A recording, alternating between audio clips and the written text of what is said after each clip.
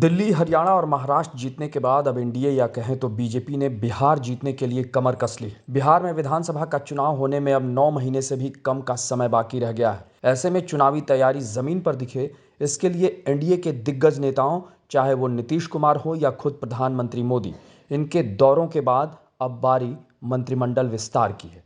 लेकिन यहाँ सबसे बड़ा ट्विस्ट ये कि इस बार के मंत्रिमंडल विस्तार में सभी मंत्री बीजेपी कोटे से ही बनाए गए हैं, जबकि पहले माना जा रहा था कि 2 मंत्री जदयू कोटे से भी बनेंगे, लेकिन फिलहाल ऐसा नहीं हुआ। हालांकि मंत्रिमंडल विस्तार से ठीक पहले बिहार बीजेपी के प्रदेश अध्यक्ष दिलीप जायसवाल ने एक व्यक्ति एक पद के तहत मंत्री पद से इस्तीफा भी दे दिया। यानी देखा जाए तो बीजेपी के कोटे से फिलहाल 6 नए मंत्री ही बना माना जाना चाहिए। जैसा कि बिहार में जाति की राजनीति एक कड़वी सच्चाई है, ऐसे में सभी दल इसका ख्याल रखते हैं और बीते कुछ सालों में बीजेपी ने सोशल इंजीनियरिंग के तहत जाति की राजनीति को हर जगह बहुत बारीकी से साधा है, जिसका नतीजा उसे एक के बाद एक अप्रत्याशित जीत भी मिली, यानी दिल्ली, हरियाणा और महाराष्ट्र में। आज के कैबिनेट विस्तार में इसका पूरा ध्यान रखा गया है। अगर बीजेपी कोटे से 7 नए बनाए गए मंत्रियों के नाम और उनकी जाति की बात करें तो कृष्ण कुमार मंटू अमनौर से विधायक हैं और कुर्मी जाति से आते हैं। सुनील नालंदा के बिहार शरीफ से विधायक हैं और कुशवाहा जाति के हैं। विजय कुमार मंडल सिकटी से विधायक हैं और वो केवट हैं। मोतीलाल प्रसाद रीगा से विधायक हैं और वो तेली हैं। इसी तरह संजय सरावगी दरभंगा से विधायक हैं और वैश्य हैं। राजू सिंह साहेबगंज से विधायक हैं और क्षत्रिय हैं, जबकि जीवेश मिश्रा जाले से विधायक हैं और भूमिहार हैं। यानी देखा जाए तो बीजेपी ने चुनाव से पहले कैबिनेट विस्तार में अपने कोर वोटर पर तो फोकस किया ही है। पिछली बार के कैबिनेट विस्तार में जिन्हें जगह नहीं मिल पाई, उसकी भरपाई इस बार करने की कोशिश कही जा सकती है और साथ ही पिछड़े और अति पिछड़े पर भी दांव लगाया है। इस बार के मंत्रिमंडल विस्तार के बाद अब नीतीश कैबिनेट में मंत्रियों की संख्या 36 हो गई है और ये अधिकतम संख्या है।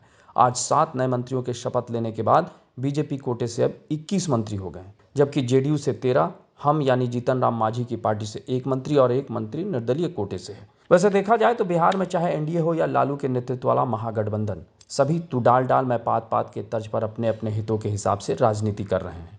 बीजेपी बिहार में 2025 का विधानसभा चुनाव भले ही नीतीश कुमार के आगे करके लड़ने की बात कर रही है, लेकिन कहीं ना कहीं उसके मन में महाराष्ट्र का मॉडल भी चल रहा है। यानी चुनाव के बाद बंपर सीटें जीतने पर जैसे देवेंद्र फडणवीस को बीजेपी ने अपना मुख्यमंत्री बनाया, उसी तरह का प्रयोग बिहार में भी किया जा सकता है। इसीलिए किसी सार्वजनिक मंच से अभी तक नीतीश कुमार को सीएम फेस का ऐलान बीजेपी नहीं कर रही। पीएम मोदी ने 24 फरवरी को जब बिहार का दौरा किया तो जदयू उम्मीद कर रही थी कि मोदी नीतीश के नाम का ऐलान करेंगे, लेकिन उन्होंने नीतीश को लाड़ला कहकर ही काम चला लिया, जिससे जदयू के नेताओं में काफ़ी निराशा दिखी। और शायद यही वजह है कि नीतीश के बेटे निशांत ने राजनीति में एंट्री की अटकलों के बीच ये मांग कर दी है कि एनडीए गठबंधन को नीतीश कुमार को मुख्यमंत्री पद का चेहरा घोषित कर देना चाहिए। जैसा कि आपको याद होगा कि कुछ महीने पहले गृह मंत्री अमित शाह ने एक इंटरव्यू के दौरान ये कह दिया था कि बिहार में एनडीए के मुख्यमंत्री के चेहरे का फैसला संसदीय बोर्ड और संबंधित दल करेंगे। यानी उनके हिसाब से तो नीतीश कुमार ही सीएम फेस होंगे, यह तय नहीं है। अमित शाह के इस बयान से तब से लेकर अब तक बिहार की राजनीति में हलचल मचा रखी है और उसके बाद से ही जदयू नेता चाहते हैं कि नीतीश को सीएम फेस घोषित किया जाए। हालांकि एनडीए की बैठकों में नीतीश के नाम पर ही चुनाव में जाने का दम भरा जाता है, लेकिन महाराष्ट्र का मॉडल जहन में आते ही जदयू के कान खड़े हो जाते हैं। और जहां तक बात नीतीश कुमार की, तो उनके स्वास्थ्य को लेकर भी कई तरह के कयास लगाए जा रहे हैं। वैसे भी देखा जाए तो 2020 के विधानसभा चुनाव में बीजेपी और जदयू 7 चुनाव लड़े, लेकिन बाद में खींचतान इतना बढ़ा कि नीतीश कुमार गठबंधन तोड़कर लालू यादव के साथ चले गए। लेकिन 2024 में लोकसभा चुनाव से पहले नीतीश फिर से एनडीए में लौट आए और लोकसभा चुनाव साथ मिलकर लड़ा और उसके 12 सांसद भी हो गए, जो प्रधानमंत्री मोदी के लिए कितना अहम है बताने की जरूरत नहीं।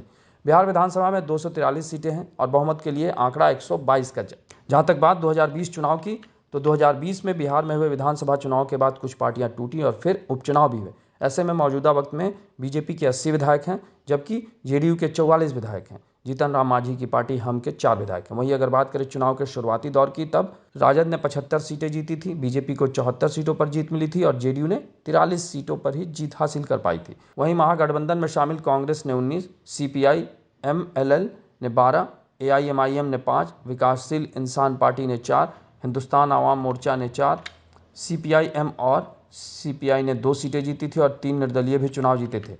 वैसे बिहार में सबसे ज़्यादा अति पिछड़ा की आबादी है, जो 36% और पिछड़ा वर्ग 27% है, जबकि सवर्ण आबादी 15% है, जिस पर हर राजनीतिक दल की नज़र रहती है। यानी देखा जाए तो बीजेपी ने तेजस्वी यादव और लालू यादव की टेंशन बढ़ा दी है, क्योंकि लालू यादव यानी माई समीकरण मुसलमान और यादव के साथ ही कुशवाहा और सवर्ण जाति को साधने में फिलहाल लगे हुए हैं, लेकिन बीजेपी की ओर से नीतीश को विश्वास में लेकर सवर्ण के साथ साथ पिछड़ी और अति पिछड़ी जातियों पर फोकस बनाना लालू तेजस्वी के लिए दोहरा झटका है, क्योंकि कांग्रेस पार्टी ने दिल्ली में जिस तरह आम आदमी पार्टी यानी केजरीवाल की लुटिया डुबोई, उससे कांग्रेस अब बिहार में दबाव बनाने की स्थिति में, और उसने बनाना भी शुरू कर दिया। यानी बिहार में जो चुनाव वो काफ़ी दिलचस्प होगा, और गठबंधन चाहे महागठबंधन हो या एनडीए, सभी अपने अपने हिसाब से राजनीति को अभी से साधने लगे हैं। आपको हमारी रिपोर्ट कैसी लगी उसे कमेंट बॉक्स में ज़रूर बताएं, और अन्य खबरों से अपडेट रहने के लिए बने रहें हमारे साथ, क्योंकि हम हैं बुलंद भारत टीवी, ताकत आपकी।